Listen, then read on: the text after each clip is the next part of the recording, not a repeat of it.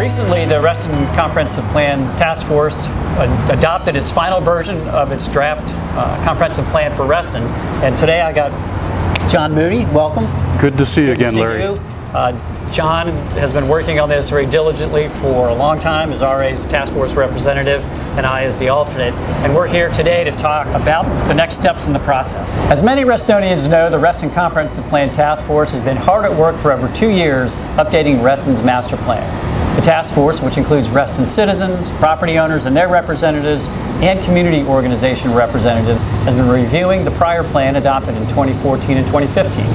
The goal is to produce a new plan that is reflective of the community's broad interests across many topics. Those topics include land use and infrastructure, transportation, parks and recreation, environmental stewardship, affordable housing, community health and equity, and others. As the comprehensive plan is a guide for new and redevelopment, as well as community investment and reinvestment, it's important that Restonians voice their support or lack of it for those parts of the plan in which they are interested. In the coming weeks, there will be many opportunities to voice your opinions or concerns regarding the draft plan. It is important for as many of you as possible to take advantage of these opportunities, as this is a very important part of the process. We will provide notice of each of these opportunities once the dates and times are finalized. I think that making it a priority for new development to be a part of the Reston Association and part of the fees is very important. It would make sense that as new development comes in, that they also contribute and help maintain what we all enjoy, which is the beauty of the pathways, the pools, and all the other amenities that Reston provides for the community. For this area, yes, we have adequate facilities, but if we're going to open it up to all those high rises and that are going in down by the toll road, then no, we would need more facilities in that direction. The pools aren't overcrowded. We're at a good spot right now, but if we overdevelop, I don't want to look like in 10, 15 years, downtown Silver Spring. I don't want to look like downtown DC. I don't want to look like a metropolitan city. As one of the first and best examples of a planned community in the nation, many Reston Association facilities are freely available to all, including non-members. RA provides parks, recreation, and amenities such as pools, tennis courts, multi-purpose courts, playgrounds, trails, and other recreational open spaces. The association repairs and replaces the capital facilities through its annual operating and capital budgets. As a community, we feel non-RA member developments should share in the cost of maintaining and repairing those facilities that are open to the public. At this important moment in Reston's history, as new development and redevelopment take shape, we must consider all of the impacts of potential population growth in the community. To accommodate this growth, added capacity to RA facilities and increased maintenance costs should be planned through development contributions as well as increased RA membership. And to assure that Reston's future facility needs are well planned for, we believe RA should be included in the evaluation and discussion of all proposed recreational facilities by developers and the county. We just moved from DC to Reston last year to kind of get away from overpopulation and more space and the quiet safetiness. We really enjoy the safety and the space and the nature here in Reston. That's very important to us. I think it's really important that the county keeps in mind how many people they think are going to move here as they're building new things, and make sure that all modes of transportation, whether it's bike paths or the amount of lanes, I think it's really important that they keep that in mind as they are developing. I moved here before the North Point Village Shopping Center was built, was a field. And I lived in that neighborhood, and I was so grateful when there was a Giant and a Starbucks and all of that. And it would be a shame for the developer to look at that and think about rezoning and putting up high rises. I don't want to worry about underfunding in the schools. I don't want to worry about not having enough teachers, bus routes getting cut. There's so much that comes every time you build a big building or another apartment complex. Our big issue is staff overall, and I think most schools face that issue right now. And if we had double the students but a similar amount of number of staff, maybe a little bit more, and the schools aren't really big enough, we would run into a huge issue, so it would have to be a part of the planning process. I do believe that at some point they do need to consider the infrastructure, the roadways, the common areas. You know, that's what people moved to Reston for back when I moved, is to, you know, have open spaces, playgrounds, places to just walk the pathways. All those amenities are what Reston was all about. I think like right now this trail is like super centralized. If there were more trails like going off too, like for example one going in the direction of Lake Ann or something, I'm sure they would encourage people to walk around more. Some of the little sidewalks right by the big roads are like, you know, not like the best thing to walk on. You'd probably rather drive. The latest version of the Comprehensive Plan creates a scenario where Reston could possibly double its population. Now more than ever, we must recommit to the guiding principles that define our community. In particular, our village centers are the hallmark of our community design. These centers must continue to be easily accessible to our neighborhoods and provide the central commercial activities, grocery stores, and community gathering spaces that we all value today and promote community health in Reston. We must also insist that the comprehensive plan be based on accurate population projections and require that development and infrastructure capacity are planned simultaneously. This will ensure that our entire community continues to thrive as it grows. And we want to make sure that future growth is handled responsibly. That's why we feel developers should submit plans for TSA properties for review to the RA Design Review Board to assure architectural consistency within Reston. As we see continued advancement in energy efficient technology, require new buildings to be energy efficient consistent with applicable LEED certifications. The comprehensive plan should preserve and protect the innovative and well-planned, inclusive mixed-income housing planning principles that have defined Reston Association's neighborhoods, and continue to apply those planning principles to development and redevelopment, including reaffirming RA land use resolutions, those related to natural and recreational areas, including golf courses and other open spaces.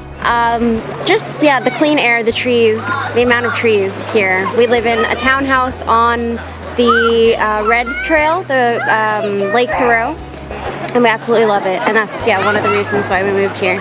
Of course, I do understand the perspective of business and getting people in and then boosting the economy of that sort, but I think from the perspective of the charm of Reston, I think some of the development makes me a little bit uneasy, wary, just that it might lose that particular charm. You know, I don't want to see Reston overbuild. You know, Reston, we have great nature trails. You know, you look around, it really is the nature that brings a lot of people. I see a lot of bird watchers come from all over the world just to come here, and when you start overdeveloping, you lose that. I am not entirely against development. I am against the loss of all that green space. I know, like, not only is it a golf course, but like a lot of my neighbors and I use it as green space to like walk our dogs and play with them out there. So I think the loss of all of that would be really sad. One of the great founding principles of Reston was the environment, and to keep the environment and to make it user-friendly, if you will, to keep the beauty of it, to walking paths, bike paths, and not just have a great big naked field with all these high-rises in it. And I think you need to leave that, and you need to keep that in mind when you're developing Reston. Maintaining and managing Reston's environmental health into the future is a key element that should be recognized in the comprehensive plan. Reston has been recognized on the world stage as a biophilic city, which is unique to Fairfax County, underscoring the need for developers to adhere to a higher standard of environmental stewardship. Reston's vision includes mitigation of and adaptation to negative impacts of climate change and should be included in all construction. As new development and redevelopment are expected, attention should be paid to environmental impacts. All development should employ on-site water detention and green technologies to manage stormwater runoff with consideration for adjacent properties. Another key element is solid waste management during construction and operation, requiring avoidance of waste creation and appropriate management of any unavoidable waste. And last but not least, Reston's tree canopy should be preserved and enhanced by planting a variety of native resilient tree species. I think traffic right now is already terrible. I do kind of worry about that now it doesn't seem like there's much being done about the traffic. Wheelie Avenue now in the morning is like a traffic jam, you know, because everybody's trying to avoid the toll road or, you know, going down Route 7. Like, we're not dropping 4 brand new apartment complexes, building 3 brand new pools, and then talking about the traffic pattern, you know, so that's my worry. I very much like the bike lanes I've seen the last 3 years. They've been a great help to get around Reston. Could they add more bike lanes? Sure. I'm from Florida, so I am not used to the level of bike trails around here, and I absolutely love it. I bike to my jobs a lot of days, so it's really great that there's so many places where I can bike here that I feel like protected from the road.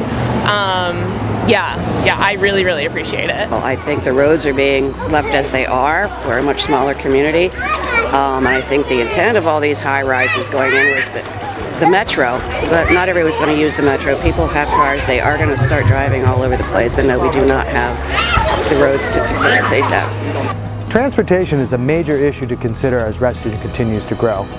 During project planning of any future developments, safety for everyone must be emphasized, and nearby residents, both homeowners and renters, should be consulted. Equity in meeting transportation needs must be attained for all, including pedestrians, bikers, drivers, and others.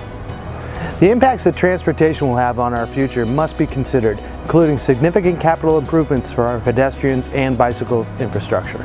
Traffic signal timing and road widths should not favor cars over pedestrians. We all share this lovely community and enjoy all the different ways that we can navigate the pathways and roadways alike. Reston is a really special place. It's a very special community, and to maintain what makes it so special, if we can build around that and we can welcome more people, but also plan accordingly so that we can grow with ease, with the environment, with the communities in mind, and I really just want this community to thrive. A key element on how Reston was founded was equity among all its residents. It demands that basic human needs be met for all Restonians. These needs include adequate housing for all demographics and income levels, access to health care including mental health, opportunities for education and employment at a living wage, and the fulfillment of Reston's 7 basic founding principles.